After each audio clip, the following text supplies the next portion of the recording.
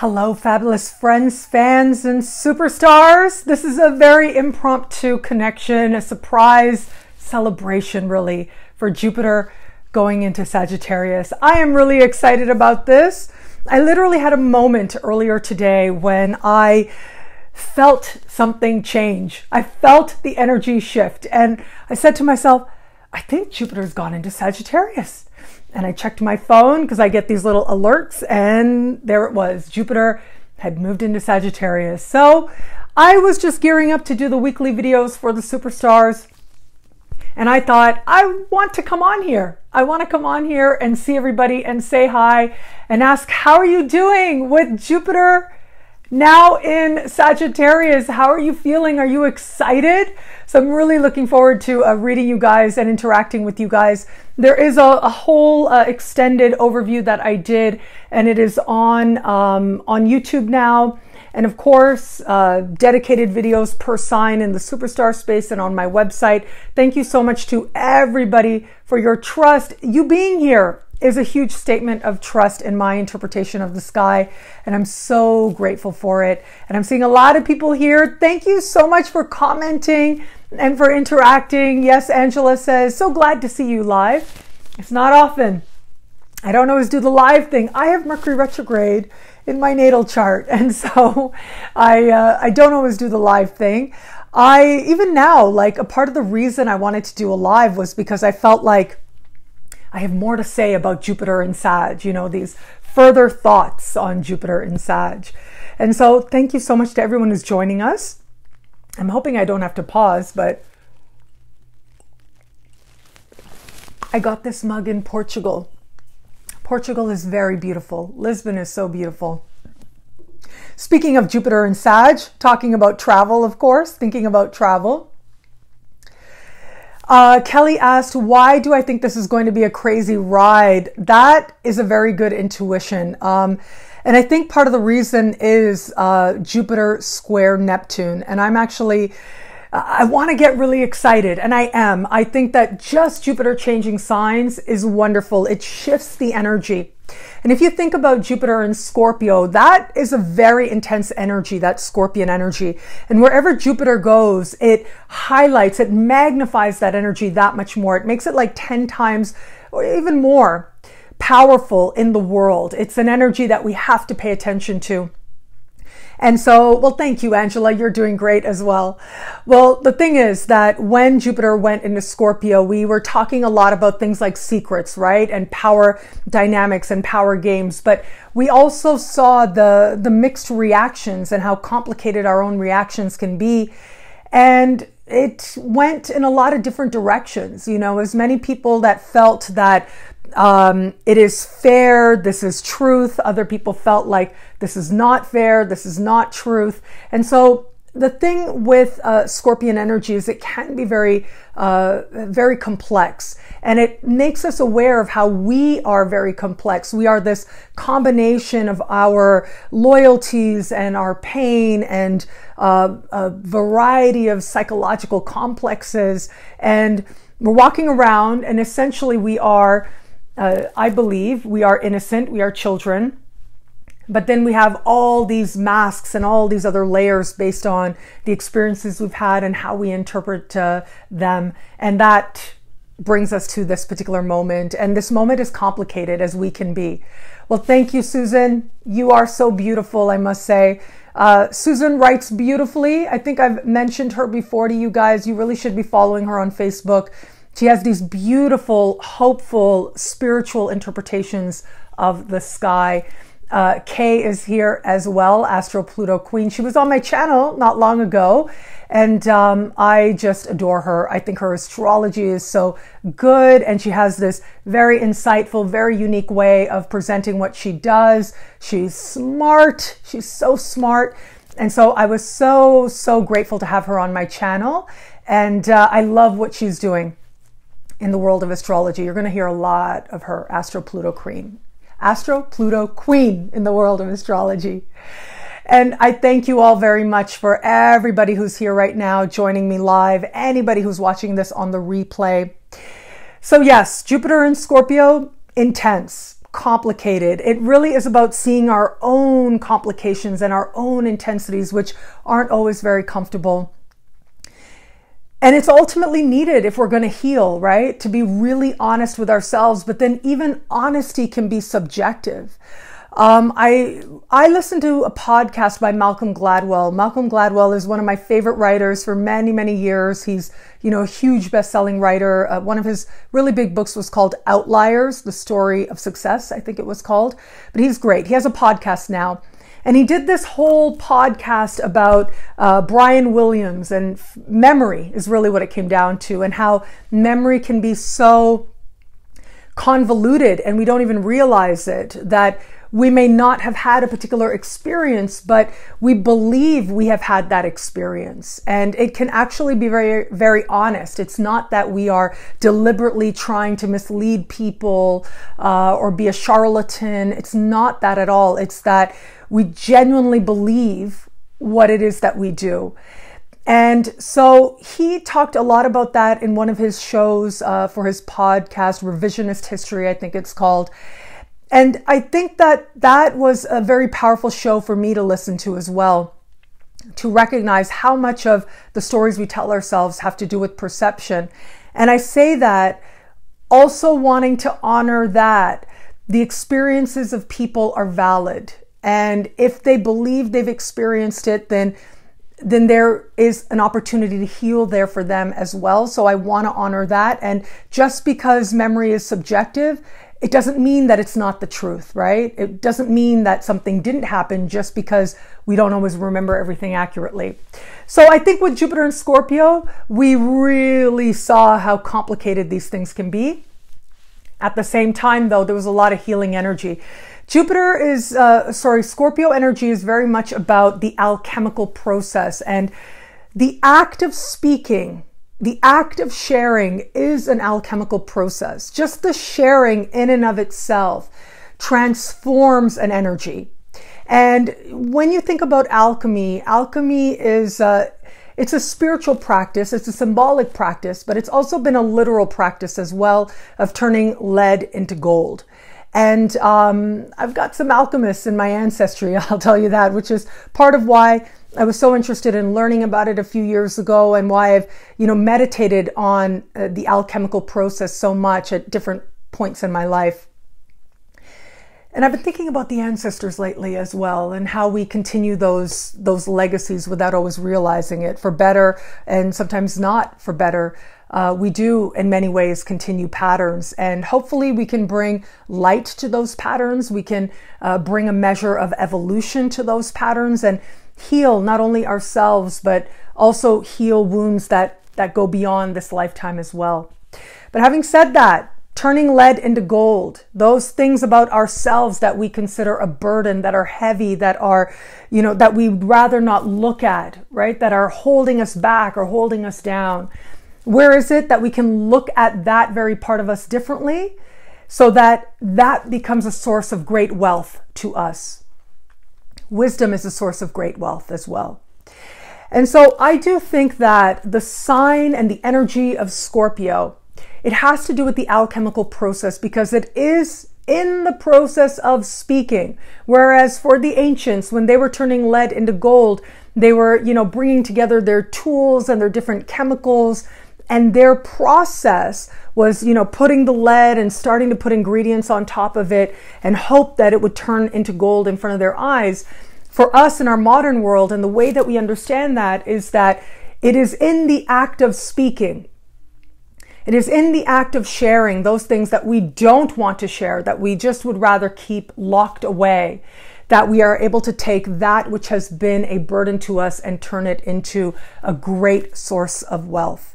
And one thing I have really deeply come to understand with Jupiter moving through Scorpio as part of my own individual journey is that if we think of wealth as just some concept, some number that's showing up when you log into your online bank account, then you are not wealthy at all. And what I mean by that is wealth is so expansive, and we don't realize how wealthy we truly are. Not enough of us realize how wealthy we are.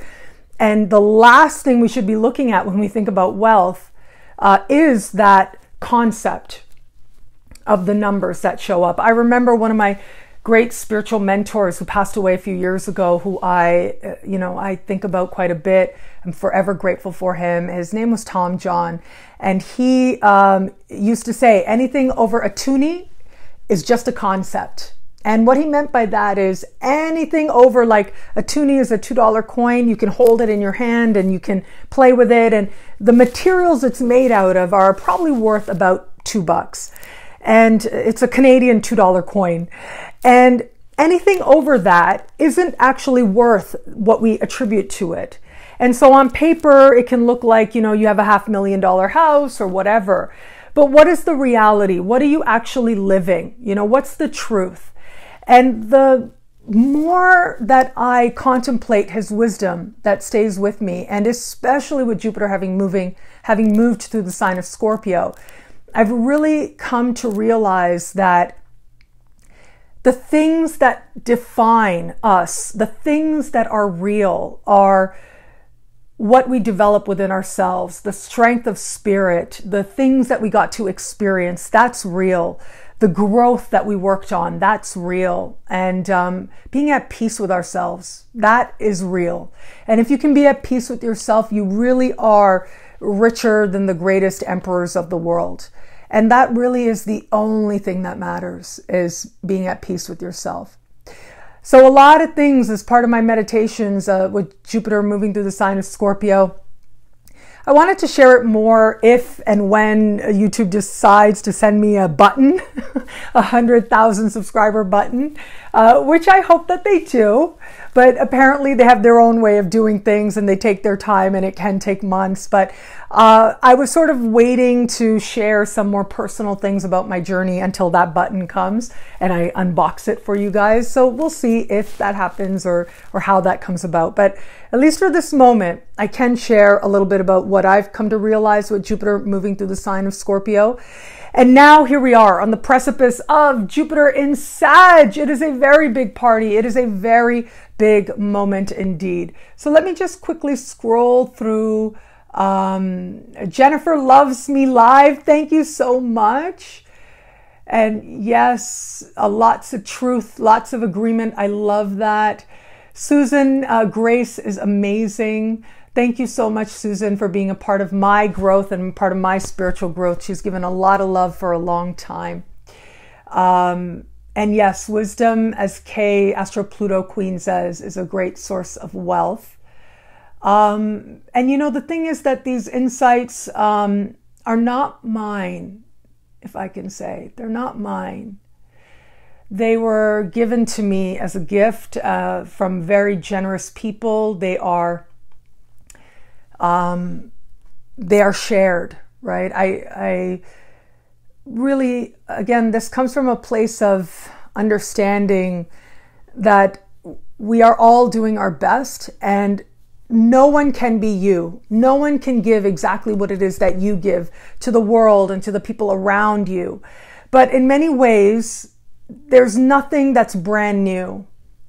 In many ways, we are a continuation of an energy, whether you want to think of it as an evolution or recycling. We represent our time, but we also continue these traditions, and we don't always realize it consciously. So there are many lineages that we are a part of. Myself as an astrologer, I am, can you guys hear me okay? I hope so. Okay. I am a part of a lineage of astrologers, right? In that way, I am connected to all astrologers who've ever lived, who've ever walked Earth and did something to contribute to an understanding of our interconnection to the sky, for better or worse. You can't have astrology without the astrologer, and some astrologers bring a lot of love and a lot of wisdom to what they do. I have an astrologer coming up this month I'm so excited about, Adam Ellenbass. He is a person that I have been a fan of for a long time. I was nervous about asking him to be on my channel, and he is going to be on my channel. He's given his video. And that's coming up later this month. And the reason that I've loved his work is because he is grounded and rooted where it comes to his work in understanding that astrology is about moving us all towards greater love and greater wisdom. And it shows so clearly in his interpretations. He empowers us to remember the love and wisdom playing out in our lives. And so I love that and I resonate with that. But the truth is, when we look at our lineage, there are people who've been wonderful and inspiring and people who maybe take the energy the other way, but we're all still family. And we are connected to traditions and lineages of intellect, of emotion, of family, of ancestry, of DNA. There are so many traditions that we belong to. And I think that that is going to be part of the appreciation that finds us that much more with Jupiter in Sagittarius, because Jupiter in Sagittarius is so universal. And I used this example in the video that I put on YouTube. With the video on YouTube, you know, I talked about how we have just finished, like late last year, we finished Saturn moving through Sagittarius. And Saturn is very much about restriction. It's about tradition and enforcing the way that things are, but also bringing the energy in, holding energy back. And so I'll give you an example. I remember years ago when I used to write for newspapers in Canadian newspapers. I wrote a daily horoscope column and I would do like special horoscopes in writing. I had a horoscope column. It was called Nadiya's Zodiac Starcast. And I wrote that for 3 years and it appeared in newspapers across Canada and on my website as well. And I remember writing about Saturn in Libra. So we're going back now here, right? But when Saturn was in Libra, I remember writing that there was this, you know, whole movement of marriage equality. And I said at that time, with Saturn in Libra, marriage equality is not going to be able to gain traction. But once Saturn leaves the sign of Libra, that is when we'll be able to start expanding our understanding of marriage and bringing a new perspective and bringing a perspective that's more inclusive. And that's what happened. And so we saw huge strides in this over the last few years even. And so we're here now. If you think about what has been taking place 2015, 2016, 2017, we had this movement sort of going around that was very much about restriction and holding back and borders. Well, now here comes Jupiter, and Jupiter is all about the expansion. Jupiter is about healing and growth and making things bigger. And I think that this is going to be very healing for a lot of people to see themselves as part of more people. I once read an understanding of the sign of Sagittarius, the energy of Sagittarius, as having to do with the foreigner. And Jupiter is the bringer of blessings, right? He is a benevolent presence. It is like literally thought of as Santa Claus or your rich uncle, like someone who shows up. Jupiter shows up and brings gifts with him, brings the promise of riches or opportunity. And I do think that we are going to start seeing the advantages of creating more alliances with people around the world. And we're going to start to understand ourselves more as part of a larger world community and to see ourselves as included in different groups. For example, myself, I'm included in a lot of different groups. I'm not just one thing, and I don't think anybody here is. But I'm able to acknowledge, like, I'm South Asian, I'm Canadian. I identify very strongly as being Canadian. And being Canadian, this land that I'm visiting right now because I'm at my parents' house, is of my birth, but it is not of my ancestry. It is not of my ancestors' birth. And there are more people now than ever before who more strongly identify with a land that is not of their ancestors than they do of that land of their ancestry. But there are a lot of people like me, and especially the story of the Americas, we see this a lot. But I'm also very strongly connected to and very much love my connection to Mexico. I'm missing Mexico so much right now. I mean, I love being with my parents. I love having my mom's cooking, and I get to see my aunts, and I get to hang out with my cousins and things, and it's wonderful. But I miss Mexico. I am really missing Mexico, and I feel a soul connection to Mexico. And yes, there were things happening in my chart when I went there that would indicate this, but it is on a soul level, I feel very connected to that land, and I feel like I would sacrifice and give and dedicate it to whatever it is that I can do to be part of the growth and the celebration and the healing of that part of the world. At the same time, like I said, I'm Canadian, and I feel that way about Canada as well.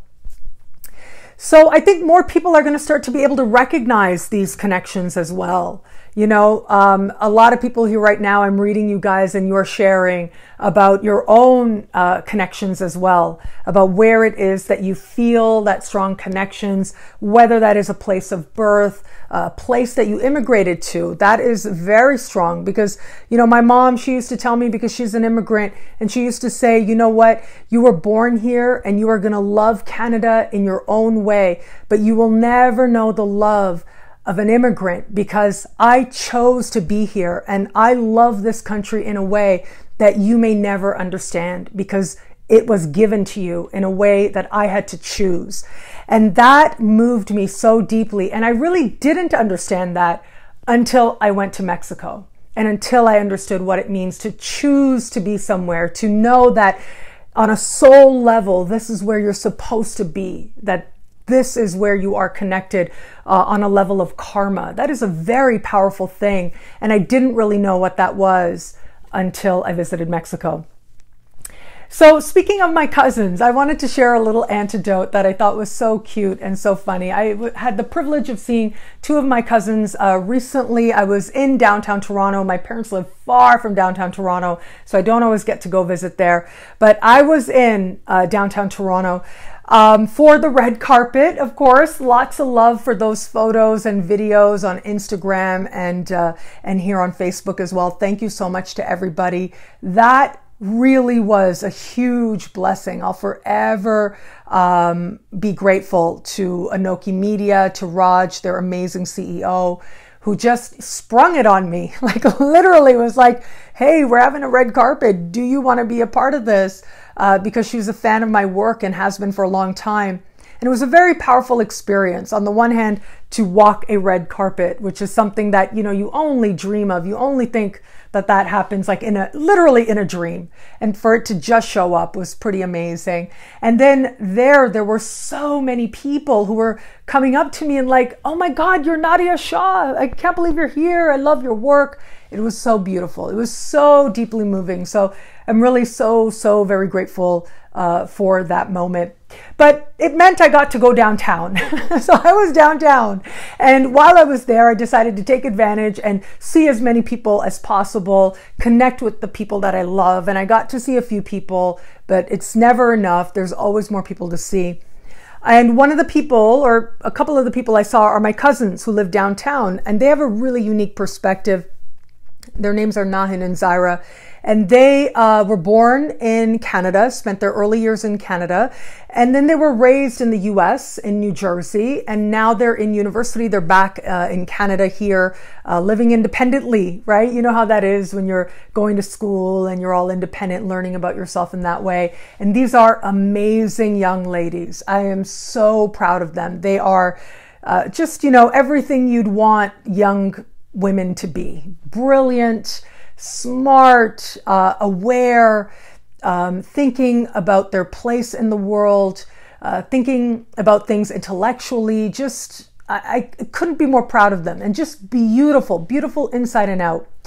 And their dad has the same birthday as me, different year, but same birthday as me. And he's been just a wonderful example in my life of being a good person to other people, of being generous to your family and things. He has, I will always be grateful for the ways in which he helped me in my younger years. So they were with me. We were having like sort of a late brunch. I'd had brunch with somebody else and then I met them. Wasn't really hungry, so I was drinking a lot of tea. They were having Thai food. And they were saying like, our dad always says, there's always hope. There's always hope. And I said, oh my God, my dad says the same thing. Exactly the same. There's always hope. And the whole arm thing, the fist thing, there's always hope, right? I found that so amazing that my dad and his youngest brother, my dad being the oldest of 10, his brother like really young, I think the youngest of 10, I could be wrong there, but young, both of them, there's always hope, right? And I thought there must be some Sag energy in this dude's chart. I got to check out that chart because I know that my father, he's a Leo, but he has his Jupiter in Sagittarius and it is conjunct my moon. So there you go.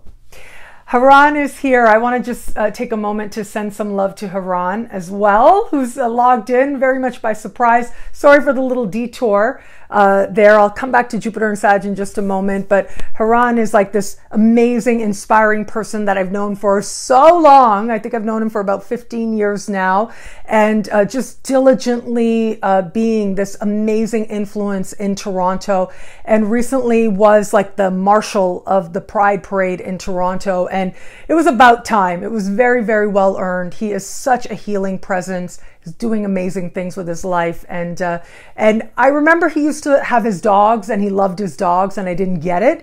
And then I got my own dog and I was like, I thought of Haran because I thought, oh, this is what Haran feels. This is why Haran always has dogs, because they're amazing. That love, that healing love that they give you is amazing. So thank you. Thank you to everybody for being here. So Jupiter and Sag, there's always hope. That's part of what Jupiter and Sag is about connecting to that energy, knowing that there's always hope, which is a beautiful thing. We should cherish that. I want to be very straightforward with you guys because as much as I'm loving the energy, as much as I'm feeling very caught up in it, and I love it, it is a high after that intensity of Jupiter and Scorpio, getting us to see the depths and the murkiness and struggling, but ultimately finding the beauty in what otherwise is rejected and put aside and what we don't want to look at, because ultimately healing energy and healing can only happen when we're willing to look at that which we don't want to look at. And normally we don't want to look at it because it's painful or in some way we deem it undesirable, right? That's how healing happens, when we are willing to look at that thing. And that was Jupiter in Scorpio. Now here comes Jupiter in Sag, and it's all about anything you want, you can have. Anything you dream of, you can have it, right? Whatever it is that you believe, you can achieve. And I believe that. I believe that's true. And you know what? That's a fun way to be in the world. That is an amazing way to be in the world. Like I said, today, I started off this video by saying, I woke up and, I was going about my day and I said, I feel different. Something's changed. I think Jupiter went into Sag. And that's exactly what had happened. I checked my phone because I have this notification thing set up, and it said Jupiter into Sagittarius, Jupiter conjunct the moon, right? Just letting us know, ta-da, I am here in the sign of Sagittarius immediately, right there with the moon. I thought that was incredible. And so, yes, I loved it, and I loved the lift, and I'm very excited about the lift. I am looking ahead though, right? Because that's part of what we do as astrologers, is that we do look ahead. We look at this moment, yes, but then we look ahead as well. And I do believe that helps us to live more fully in the moment. In my personal experience, being able to look ahead, being able to have that perspective allows me that much more to make full use of the present moment. Susan, amazing Susan, who I raved about in one of my videos because she gave me a psychic reading and she's incredible. Susan said, so much lighter. Yes, so much lighter, right? It is. That's exactly what I felt, Susan. That's the word for it. Just really feeling lighter, feeling more at ease, feeling more optimistic. Optimism is a high. It is absolutely a high. But when you look ahead and you look at the energy that is coming up in 2019, and we are looking at Jupiter square Neptune.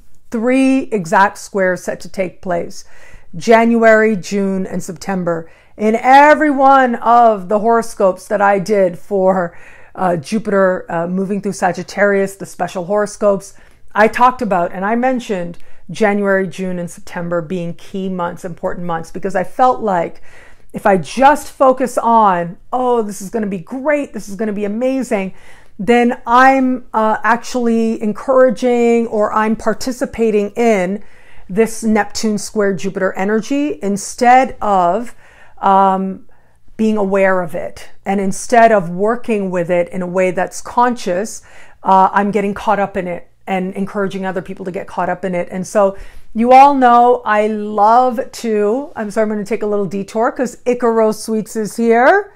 Thank you so much for joining Icaro Sweets. Icaro Sweets was the place I first lived in when I moved to Cancun, the first 3 months of living in Mexico.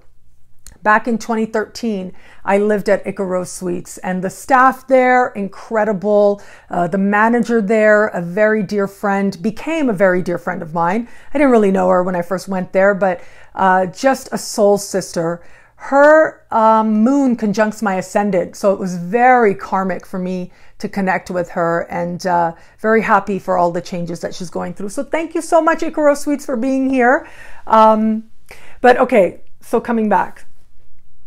Neptune square Jupiter. You know, recently, just the other day, actually, and I thought that this was so perfect for Jupiter at 29 degrees of Scorpio. What happened was my Prime Minister, the Prime Minister of Canada, Justin Trudeau. Now, I want to be straightforward. I don't like to get political, right? Because I know that it can get very contentious and people can, take things personally. But if it's okay, I want to just say, my father was a supporter of his father, of Pierre Trudeau. When I was a little girl, my father canvassed for Pierre Trudeau, the father of our current Prime Minister. And there was this belief, this ethics of multiculturalism that was very much a part of Pierre Trudeau and now Justin Trudeau. And I love that. I'm so grateful for that. And I was very happy when Justin Trudeau was elected. And I think that overall he does represent us well. I wish that he would keep his promises and do more for our First Nations people, the promises he made to our Indigenous communities. I really think that a lot of stepping up needs to happen there. But for all that, there are a lot of things he does that I really like. And he recently did something that moved me very deeply. And that was, he talked about how back in the late 30s, it was, I don't remember the exact name of the ship, but it was a very famous case of, there were some people, about 900, a little over 900 people, escaping the Holocaust. Had visas for Cuba, took a boat and went all the way to Cuba. And when they arrived at Cuba, they were denied access. And it really was because Cuba was worried about annoying Germany, right? About making an enemy. So they didn't want to accept these people who were essentially seeking asylum. And what happened was this boat ended up going around to different countries. Throughout South America, the US and Canada, and they were repeatedly denied entry to all these different countries and ultimately had no choice but to go back to Europe. And when they went back to Europe, some of those people on that boat were able to find a refuge in some European countries, but over 200 of those people ended up dying in the Holocaust as a result of all these countries denying them entry, denying them asylum. And this story always broke my heart. I heard about it many years ago, and it was always something that, I felt like was so sad, was such an injustice, like one of the many injustices that do happen as part of the human experience. This is the world that we've created for whatever reason. And it doesn't mean that we should accept it, but it does mean that we can at least acknowledge that there have been moments where there has been genuine pain in the world and in the experience of others. I think that's part of healing, is to be able to acknowledge that. So anyways, our Prime Minister stood up in Parliament on the 7th of November which I think was yesterday or the day before. I don't have the date in front of me. When you work for yourself, you're not always conscious of the dates, right? It's not as important. You're just living your life, or at least I am. But he stood up in Parliament and he apologized for that. He apologized for Canada refusing asylum to these asylum seekers who were just wanting to live. And I was deeply moved by that. And I thought that that was perfect for Jupiter at 29 degrees of Scorpio. But then, you know, you look ahead and you look at Jupiter squaring Neptune, Neptune in the sign of Pisces. And this is a sign that has to do with compassion. It has to do with the dissolving of borders. And my thought was, and really the motivation for coming on here and doing a live, the thing I felt like I needed to add that I didn't add in the video that I initially put on YouTube. The thing I wanted to add was, my hope is for us that we do not, in our own lives as individuals, or as countries, or as cultures, or as societies, my hope is that we do not behave in ways for which we will have to later apologize for. That really is what it comes down to. Let us not behave in ways in which we will have to later apologize for. That is my sincere hope for us. And we don't have to have that, right? We don't have to live that experience. We can choose. That's the amazing thing, right? This may be Jupiter and Scorpio coming in, right? I do have a moon in Sag, Jupiter in Sag coming in, forgive me, Jupiter in Sag coming in that says, we don't have to live it, believe it, be it, right? Moon in Sag, believe it, be it. And I believe that. I think optimism pays off. Optimism is worth it, and bringing a spirit of healing in all of our interactions is worth it, is absolutely worth it. And so my hope is that we remember that spirit of healing that is going to be in the air. And we remember that when we are interacting with all kinds of people, and when we find ourselves in moments when we may need compassion, when it's the last thing we actually want. That's the thing. It's a square. And when it's a square, things are not necessarily clear, and things are going about in a way that we wish could be different. And the thing is, when Neptune is in Pisces, we do need help from other people. We need other people or spirit to be there for us. And it doesn't always feel easy. It doesn't always feel like it flows. And it can be deeply personally challenging to have to ask for help. And yet, it can also be deeply personally challenging to give that help, right? Like, we want to also acknowledge and honor as much as of a cruelty it was. And as our Prime Minister said, the Canadian Prime Minister, my Canadian Prime Minister said, it was wrong and it was cowardly to refuse asylum to those people. Is there any way that we can have compassion for that moment where countries were afraid of what would happen if they allowed these people in? Does that mean that the full force of the largest army at the time, which was the German army, does that mean that that army is going to show up at their country, show up in their airspace? Because there would have been that genuine fear. So how is it that we can move through fear, not give it power, acknowledge that we're afraid without giving it power, and instead focus on the compassion, focus on the love, to ensure that we are behaving in ways today that we will not need to apologize for in the fullness of time? You know, it's easy to have compassion for the person at the door who needs to be saved. Well, it's not easy, but it's easier. Harder to have compassion for the person who has the fear, right? Harder to have compassion. It's easy to judge that person. Where is it that we can bring compassion and healing all around, where we can acknowledge our own fears as well? Because that fear is part of what is showing itself with Neptune in Pisces. Again, I don't want to be a downer. You know I don't like to be a downer, and you know I like to keep it really positive. But at the same time, life can be hard. choices can be difficult.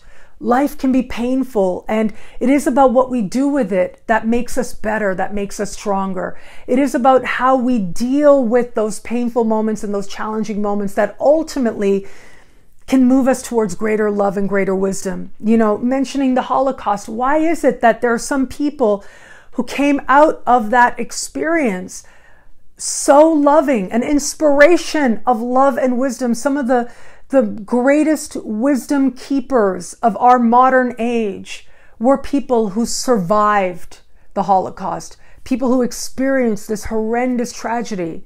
How is it that they became the wisdom keepers? How is it that they became the strongest force of love and wisdom in the world? Part of it is a choice. Part of it is that sincere desire that I believe we have to make meaning of whatever it is that we experience. And that desire to make meaning will either move us towards nihilism, or it'll move us towards greater love and greater wisdom and being a force of greater love and greater wisdom in the world. And that is my sincere desire, that we choose that, even when we don't know what it looks like. Even if we're not certain and we think we're going to make a wrong choice, or we think that, well, I am being compassionate here, but maybe the outcome of that is not so compassionate, right? To at least have those moments of clarity where we're willing to be honest with ourselves about that and grow through those moments. That's what I think is going to be a big part of this ongoing dance between Neptune and Jupiter. And so I shared again in the video, I dived into a little bit, that's on YouTube right now, and I'll probably post this on YouTube as well. I shared about Saturn square Neptune, and I had made a whole special video about that years ago.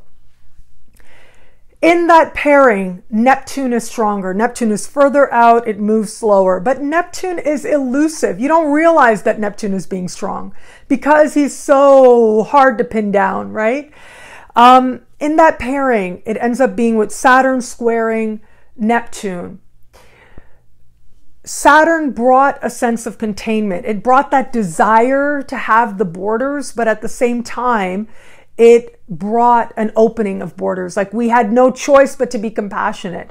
Neptune is god of the seas, and literally bodies were washing up in Europe on the seas. The bodies of children were washing up. And it became that we had to honor Neptune and Pisces. That became the stronger energy.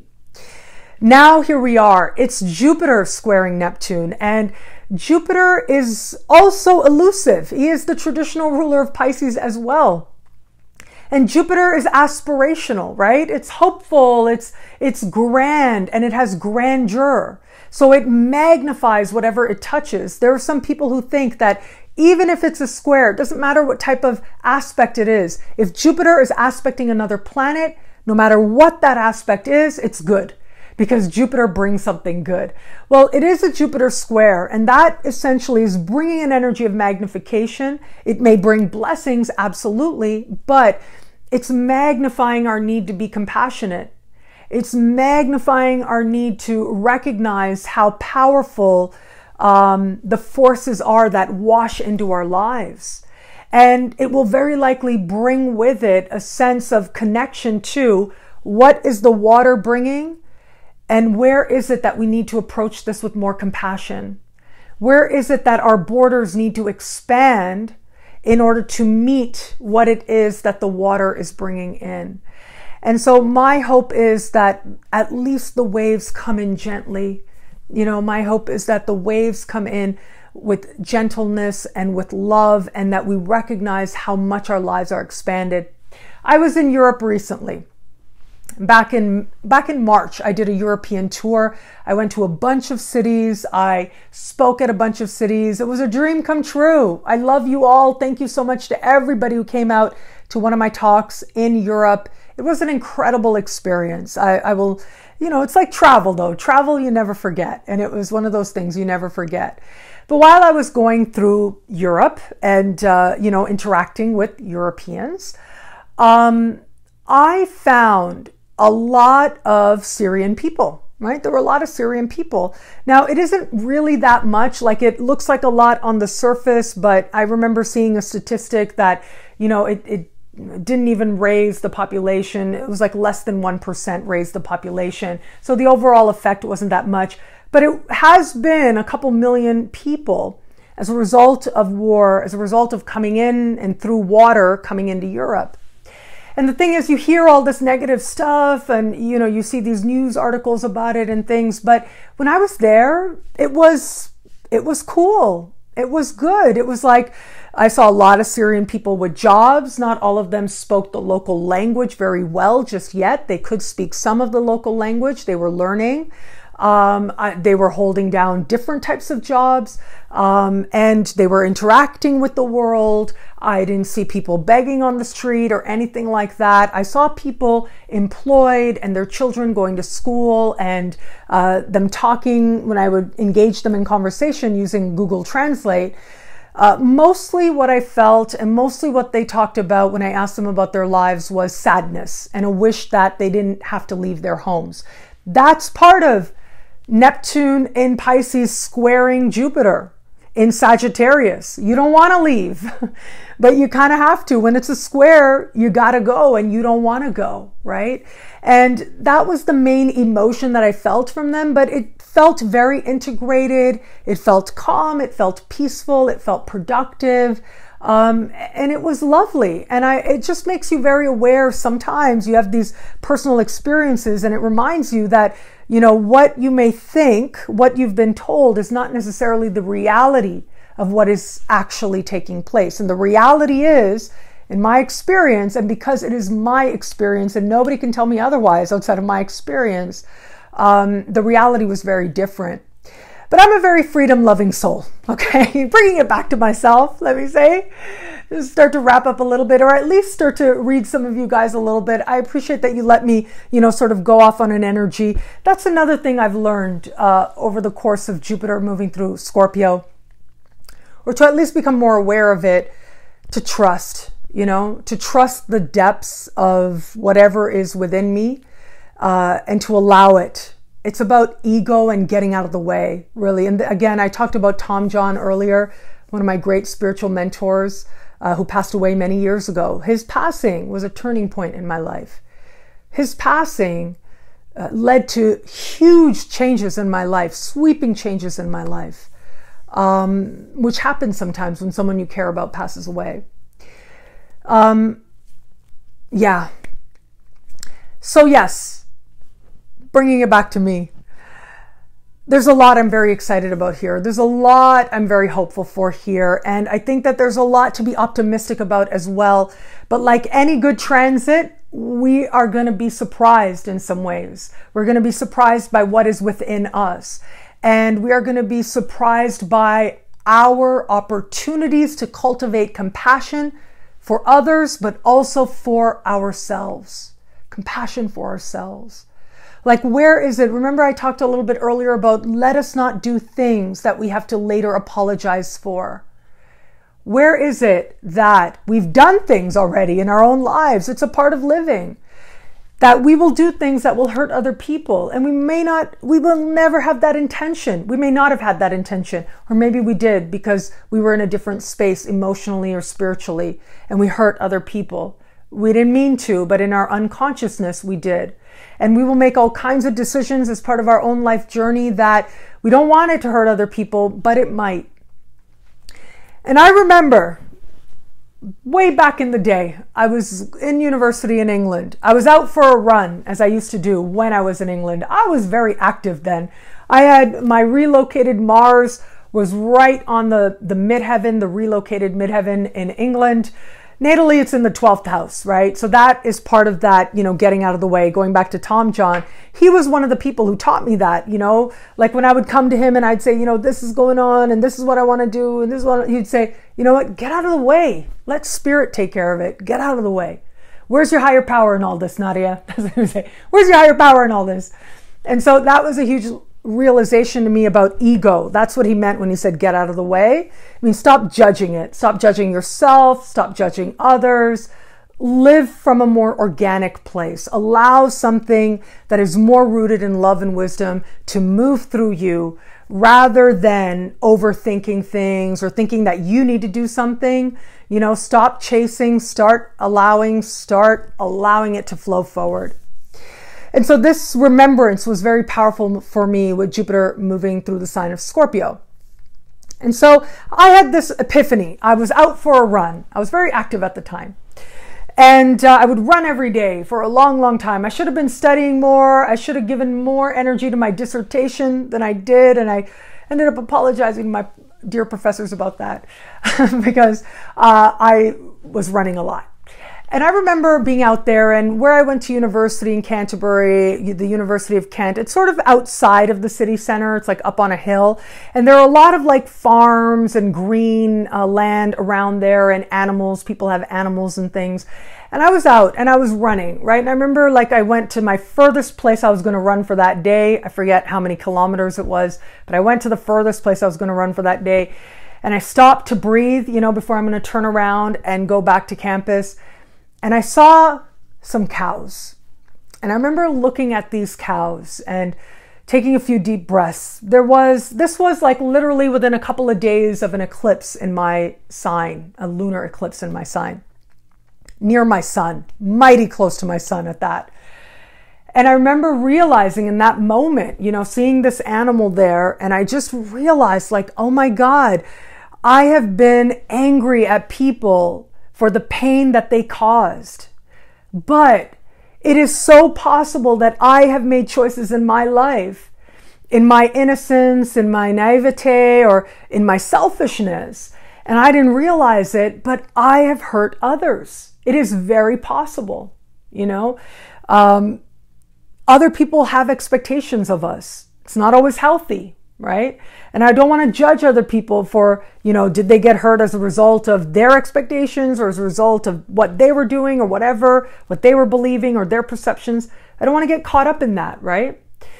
But I do know that sincerely, I've always tried my best. But even in my best, I've probably made some decisions that hurt people. And other people have hurt me. And the same innocence that I might have had, they probably had. And it was this profound moment there. In that moment, I was changed. I was profoundly changed because I realized that in accepting that, I have been hurt, but I have hurt others. I could forgive. And in an instant, like all the work I'd done, all the therapy, all the stuff, you know, all the inner work, the years leading up to that moment of that run, it's like it all came together. Christy said, holy cow. Exactly, right? It was a holy cow that I looked at, obviously. And, you know, I'm a very freedom-loving person. And I, saw an article recently in the Toronto Star, and it was online, and it said something, it was called something like the pain and the pleasure, not exactly those words, but basically the pain and the pleasure of raising an independent daughter.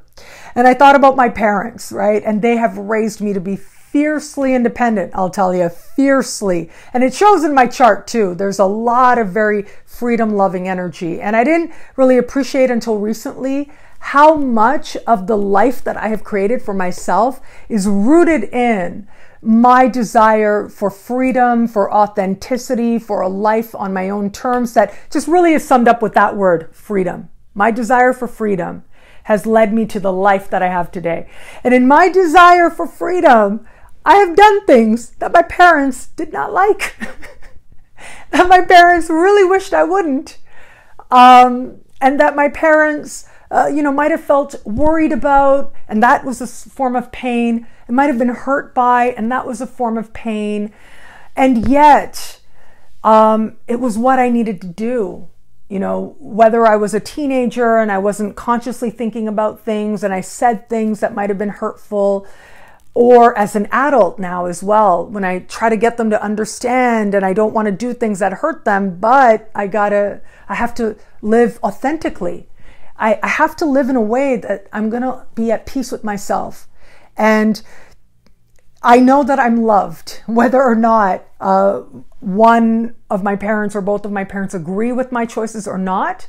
I can honestly say that I am loved without a doubt. When I was 18 years old, I decided to drop out of high school and go on an adventure. I was taken off on an adventure. I'd met a guy. Now I'm really getting personal here. I'd met a dude. A friend of mine knew somebody who lived in another town, and she said, hey, why don't you talk to this guy? And I talked to this guy, and 5 days later I decided I was going to go meet him, and I decided to drop out of school and I was going to go meet this dude in another city. And I came and I told my parents that I'd bought a train ticket for 5 days later. So I'd only been talking to this guy for 5 days. I was going to talk to him for 5 more days, and then I was going to meet him in a whole other city. And my parents were not happy. Let's just say that. They were not happy at all.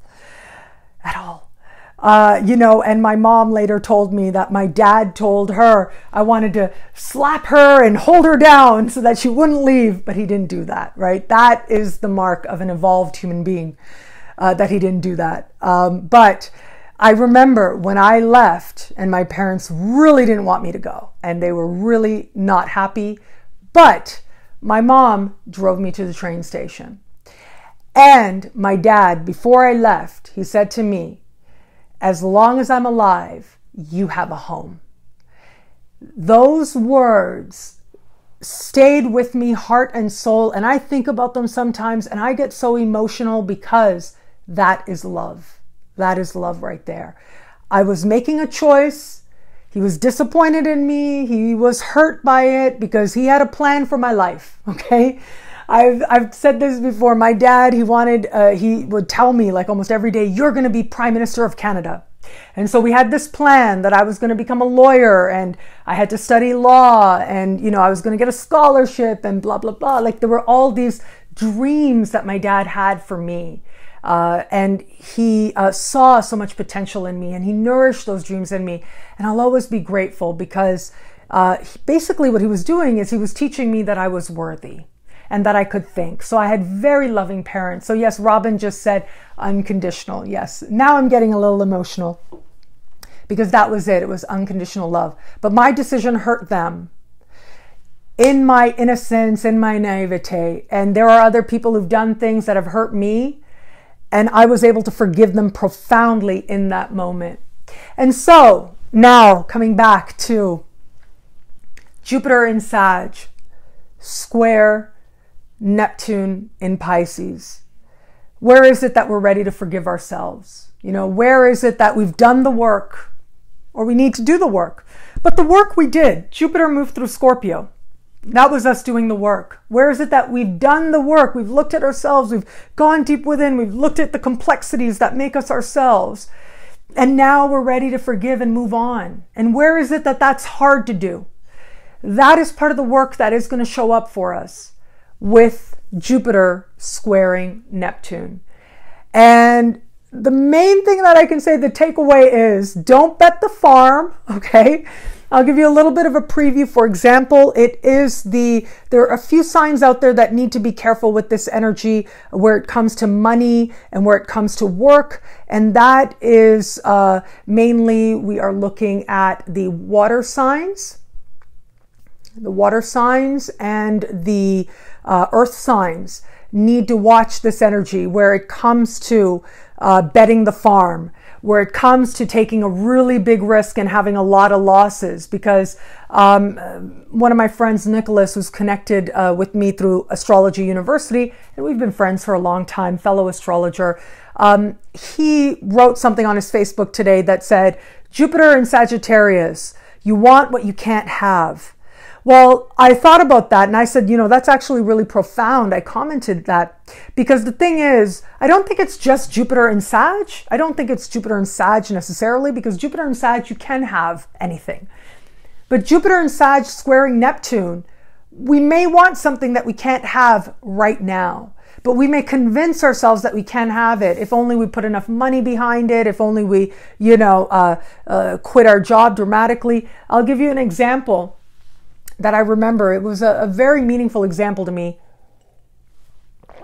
one of my dear professors, Jeffrey Cornelius, who I always love.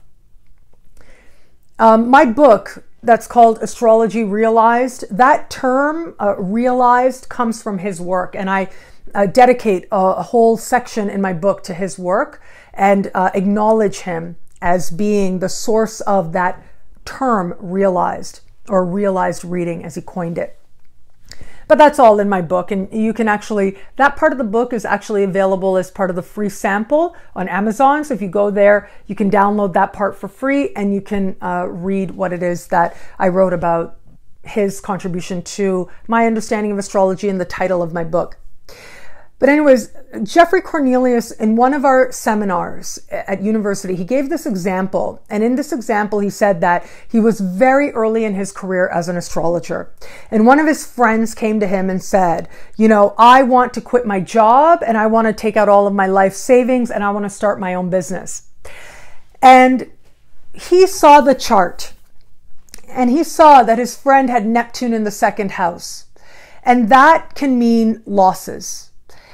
But he didn't want to say it to his friend, right? He didn't want to discourage his friend because he saw how much hope his friend had. So instead he sort of said, okay, well, make sure you do this. And, you know, he tried to get him to gently focus on grounding the energy in different ways. But he didn't tell him, you're going to lose all your money, which is what can happen when you've got Neptune in the second house and you want to quit your job of 20 years, give up your retirement that you're going to start getting in 3 years' time or something like that, and instead take all your savings and put it into a business. That can happen. You could end up losing everything. And my professor, he saw, and again, this was many years ago, very early in his career, he saw that and he didn't say it. And because he didn't say it, his friend ended up losing all his money. And that was a huge lesson to me. Like, if you see it, say it. And that has been, especially in my early years of my practice, that lesson really hit home to me again and again. Like, as much as you want to focus on empowering people and being positive, you also want to acknowledge where the energy can go in a different direction if people aren't careful. And so, earth signs, fire signs, where it comes to money and jobs and things like that, there may be lots of chances for growth and new opportunities, but there's also that chance of losses as well. And so you just want to be careful if you're making big changes and, really going after a big dream that may or may not pan out. You want to make sure you're grounding that energy. One of my friends, Robin Armstrong, huge astrologer in Canada, I remember he used to say, Jupiter needs Saturn. Neptune needs Saturn. Without Saturn, the energy is just a dream. You have to ground that dream if it's actually going to manifest into something. And so he would, he would mention that. So I think I'm mixing it up. Sorry. So we have Jupiter in Sagittarius. It is the earth signs and the water signs that want to be careful with this energy where it comes to matters of money and work and things like that and taking too big chances. Somebody asked about relationships. It is the air signs that have to be careful with this energy where it comes to relationships of getting very caught up in a particular moment and finding yourself kind of not seeing what may be right there. And there's a way to deal with this. Ground the energy, right? Time. Saturn is giving things time. Instead of going all in and saying, okay, you met somebody and this is my soulmate, and, one date later, he's, asking you to borrow $20,000, which is your whole life savings, right? There should be a moment of pause there when that happens. But Neptune speaking with Jupiter, that pause might not be there because we're so caught up in the moment. And I'll give you another example. Recently, I saw, it was just a little clip while I was clicking around on YouTube, and Dr. Phil was talking about how these people who, try to get people online to fall in love with them and they end up swindling money from them, they will deliberately put grammar mistakes in the initial emails that they send to people. So those initial emails will have some mistakes because they believe that if this person is willing to overlook these grammar mistakes, like if he's telling you I'm from England, but then, you know, his English is not very good. If a person is willing to overlook that, then they're going to be much more likely to be willing to send the money and overlook other things. And so this is actually one of the techniques that they use to ensure that the people who are responding to them are going to be more likely to actually pan out as fruitful for the people who are looking to con people, okay? And so it's things like this that we want to strive to be honest with ourselves with. And I do think that with Saturn moving through Capricorn, we are being asked to look at tradition, look at the structures, be more practical, and to take our time, take it one step at a time. The sign of Capricorn is also one that says you can achieve anything you want to achieve. In Sagittarius, it's Jupiter in Sagittarius. You can do it because you believe it. Jupiter in Capricorn and the Capricorn energy says you can do it if you make a plan and if you take steps towards your goal. And if you change course and refine your course along the way, then yes, you can have anything you want if you are willing to work for it. Anything having is worth working for. That is the Capricorn energy. The Sagittarian energy is, you know, anything can happen. It could just show up for me right now, which is fun, right? It's a fun way to be. But in order to ground that energy, we want to make sure that we are being measured as well. As long as we're doing that, have at it. Have fun, go all out, enjoy yourself, enjoy your life. But remember the other ways in which there are to do things that are more established, that are more traditional. So going back to this work example, instead of, you know, quitting your job, let's say your job is banker. You're 2 years away from retirement and you're going to get a really nice retirement. But if you quit your job, no retirement funds or nothing, but you say, no, I have to leave right now and join the circus. Even though you've never been an acrobat in your life, but now you dream about being an acrobat and you got to go join the circus somehow, some way. You are going to learn to be an acrobat and you are going to hit the road in the circus. That's when you should pause. Something like that. If you want to do things that are drastically different. But if you're adding in more optimistic elements, right? Like, okay, you're a banker, you're 2 years away from retirement and it's going well for you there. You don't like it. You're on automatic. You feel like it's soul crushing. Maybe you can take some acrobat classes. Maybe that's a good way, right? Maybe you can approach circus companies and say, you know what, I love what you're doing. I want to be part of this world. Can I offer some banking services for you in exchange for classes? Things like that, right? Get transferred to another branch that is close to the training headquarters of a circus that you really want to join. These are some ways in which you start working with this energy in a way that will bless you tremendously and be tremendously rewarding. So Robin said, how long do we have to be careful about our work and money? And so work and money, that's the earth signs and water signs that have to be careful about that. And so that's where they're going to experience it most. So if you have sun, moon, or rising sign in earth or water, it's more playing out in terms of work and money, those spaces in which. And so that's where you want to be a little bit careful where it comes to, but the thing is, I'm telling you to be careful, but at the same time, and yes, as Naomi said, January, June, and September are the peak moments as part of this larger energy. But this energy, if you are someone who is a fire sign, it's really confidence, overconfidence that can be part of this. And confidence is a great thing. It makes great things happen. So enjoy yourself. Have fun. Fire signs are about to have a whole lot of fun. And I'm really envious. Well, no, I do have a fire moon. My moon is in Sag. And so I'm looking forward to some fun for sure. But even though they're going to have a lot of fun, you just want to be sure that your fun doesn't include high stakes poker games with Russian roulette and, you know, like really going to an extreme for your fun.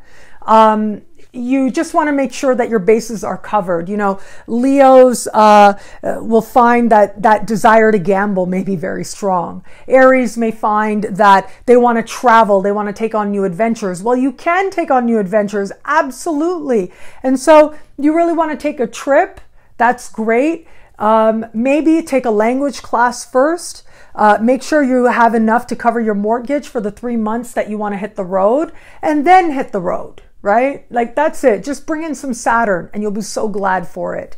You'll be so happy for that. The air signs are going to experience this energy more where it comes to their relationships with others and their connections with other people. And so for the air signs, for Geminis, this is going to play out a lot in love. And for Leos as well, which is a fire sign to a certain extent, where it comes to new love and flirtation and getting to know people. So it's different groups, different types of groups of people, but the air signs are highlighted there. Please watch the preview horoscopes. They are at the end of the last 13 minutes of the video on YouTube, has preview horoscopes. I'll be posting them on Instagram a little bit later tonight. And then you'll be able to watch the first minute. And I tried to pack in as much as I could in the first minute, but if you like what you hear, then please do consider going on to my website. You can purchase the video as well, the expanded horoscope as well. Each horoscope is well over 10 minutes. I think the longest ones are like 16 minutes. If you're a superstar, it's free in the superstar space to watch those special horoscopes. If you are not a superstar, join us. I would love for you to be a superstar. And if there's any issues there, contact us. Let us know that you want to be a superstar. We can help to make that happen. But having said that, if you decide to buy the individual download, thank you so much for your support and your trust. They cost $2.99, and it really does. I mean, just thank you. You know, I don't know how to say this, but it is you guys that allow me to do this that I do. It is you guys that allow me to live my purpose in the world, and you allow me to help my parents, and you allow me to, you know, just to live, to function in the world. Money is part of how we function in the world. This is the world that we've created, and just making that purchase of $2.99, I thank you. Thank you so much. I am so very grateful for it. Can everybody hear me okay? Somebody said there was some technical disruption. It might have been because I moved my microphone a little bit, but I think that's about it. I'm going to start to wrap up here. I went on for a while. Let me see, what time is it? I think I went on for like 90 minutes maybe, right? I got into that energy. Tom John was with me, getting out of the way, and I got into that energy. Thank you, Robin. You are awesome. Oh, great. Christy can hear me. That's great. I'm very excited to see Christy very soon. Christy and I are going to share a magical evening in Las Vegas. I'm going to be in Las Vegas. I am speaking with the Las Vegas NCGR Stargazers group, and that is going to be the 29th of January, which is a Tuesday. So I am going to be speaking in Las Vegas for the very first time, and I'm really very excited about that. It's going to be so much fun. I'm going to talk about karma and love, and I'll be doing a live presentation. All the details are going to be following, but I think I've already put something on my website, on the events page on my website, that you can access there to learn more about where it's going to be and all of that. But I'm very excited, and mainly because I'm going to Las Vegas to celebrate my birthday. I have a friend in Cancun, an astrologer friend. She's so amazing. She's so talented. Her specialty, Camilla is her name, and her specialty is solar returns. I think she said her specialties are composite charts and solar returns. That's her specialties. And so for her solar return, she always travels. Solar return means you go somewhere fortunate for you on your birthday. So you spend your birthday where the sun is going to return to where it was when you were born, and create a chart for the year ahead, and create a chart for the year ahead that is fortunate, that allows you to cultivate the qualities you want for the year ahead. So she was the one who told me, you know, I met her before I came home to Canada, and we were having dinner with her mom, like that. We're the crew, the three of us hang out, her mom, her, and me. We go out regularly, and she said, you gotta go to Las Vegas. You gotta go to Las Vegas. Don't stay in Cancun. You gotta go to Las Vegas, Nadiya. She was saying that to me. And I said, okay, I'm gonna do that. Because normally, I haven't really done that before, but she was so skilled. And she was explaining the philosophy behind it. She was explaining her techniques, and it made so much sense. And I said, okay, I'm going to go to Las Vegas. And so Christy lives in Las Vegas. So I said, I think I'm coming to Las Vegas. And then I found out that my favorite comedian, my very favorite comedian right now, Tiffany Haddish, is going to be recording her comedy special there in Las Vegas the weekend that I'm going to be there. And I said, oh my God. And so I grabbed tickets right away for that. And so I'm really excited. And actually, during her performance, like while we are sitting there, Christy and I will be sitting there watching her record her next comedy special. While we are sitting there, my solar return is going to take place. And I feel very excited about this, that I'm going to start a brand new year of my life, laughing my head off, inspired by a Sagittarius who is going to be having, you know, Jupiter right near her sun, bringing forward her very best. She's going to be very much on a high this coming year, but especially at the show, she's going to be very lifted. And I'm really looking forward to just being in that room with her and being part of this, part of that moment and celebrating, and that energy. I want to bring in that energy into this brand new year of my life. And then I contacted somebody that I'd met at conferences before, and I said, hey, do you want a speaker? And it came together like just magically, like, yes, Nadiya, we'd love to have you. I felt so loved. I felt so wanted. So I just felt like it was very karmic that all these things were lining up to say, go to Las Vegas, be in Las Vegas. So I'm really, really very excited about that. So I will be meeting friends and fans in Las Vegas very soon. Towards the end of January, and we'll be celebrating a brand new year of my life and having a lot of fun. And we'll be talking about karma and love. So right now, still working out the details, but what I'm hoping to do, it's only a 2-hour talk, but I'm hoping to do something where part of the talk is looking at your natal chart and looking at transits to the natal chart and when love may show up for you, karmically speaking, and then spending the second half looking at synastry and touching on what type of relationships may be coming into your, or what type of relationship this may be as a result of who you meet. That might be too ambitious, so I might have to focus on one or the other since it is only 2 hours and it can go by really quick. Look how long I've been sitting here talking to you guys already, and it's just been about Jupiter and Sagittarius. So chances are, you know, it might end up focusing on one of those. So Susan Nicole Wright, I hope I get to meet you in person. I told you guys she's an amazing psychic. She gave me an amazing reading last year. It was about a year ago that I just really loved. One of the best readings I'd ever had. And so I really enjoyed that. So I'm really looking forward to meeting Susan and spending time with Christy and meeting friends and fans in Las Vegas. We are going to have a lot of fun. That's what I'll say. It's Jupiter in Sag fun. So that'll be really great. And Venus will be conjunct Jupiter right around then as well. And so that conjunction and talking about love and the optimistic energy of Sag, I mean, it'll all just be amplified that much more. We're really going to enjoy ourselves. So it'll be a fun and lively time. Well, thank you. Thank you so much to everybody here. Thank you for commenting. Thank you for being a part of my sacred journey and for allowing me to be some small part of your sacred journey. I'm truly so grateful for all of it. I've enjoyed this moment very much.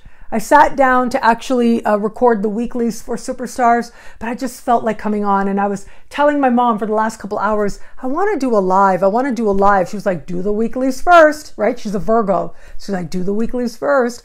And I said, yeah, but I got to do a live. I can feel it. So I'm really, really glad I came on. Thank you, Figgy. I love that name. What a great name. Thank you so much to everybody who was here. I'm so grateful for you, and I send you big astro hugs wherever you are. Somebody was mentioning earlier, Australia is in the house and different states represented here. And to all of you guys, just thank you. Thank you, thank you, thank you so much. Jupiter and Sagittarius, it's going to be amazing. And I hope that we all enjoy this transit very much. Enjoy And until we connect again, take care.